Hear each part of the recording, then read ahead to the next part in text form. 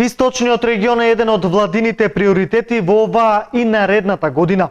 Конечно се става акцент на најважните инфраструктурни проблеми кои многу ќе го променат амбиентот за живот и работа на компаниите. Има 11 проекти кои што се од источниот плански регион во општините од овој регион, така што сите овие проекти наскоро дел од нив ќе започнат веројатно кон крајот и почетокот на наредната 21 година. Добро е и ме радува што општините од источниот регион имаат уште 58 проекти кои што се стигнати овде, кои што се евалуираат и ќе го поминат и првиот филтер, но потоа и вториот филтер во Светска банка, каде што после евалуацијата ќе бидат ставени на одобрување, така што имаме активни градоначалници кои што работат на одобрување на инфраструктурата.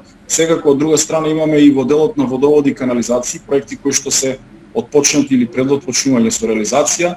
Имаме проект во Пехчево, во Карвинци, Делчево и Берово во делот на канализациони системи, водоводни и атмосферски канализации. Сепак источниот регион од останатите се разликува по крајно руинираната патна инфраструктура.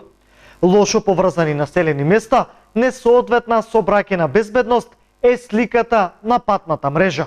Магистралниот пат Штип-Радовиш, кој што е од рангот на експресна делница, втората фаза веќе е започната, првата е веќе кон самиот крај, секако втората фаза кон Кочани, кој што исто така значајна за сообраќајното поврзување меѓу Штип и Кочани. Привршуваме и со делницата од Крупиште кон Пробиштип, која што е исто така многу важна. Наскоро целиот овој источен регион ќе добие еден целосно нов лик, но и многу квалитетна инфраструктура за да привлечеме инвестиции, да источниот регион од регион кој што беше навистина запоставен да постане регион на развојот и на со инфраструктура која што ќе даде навистина можност за нови инвестиции. Значајно место во плановите на Министерството за транспорт и врски има Штип центарот на регионот. Од владата за него се предвидени пари за следните проекти.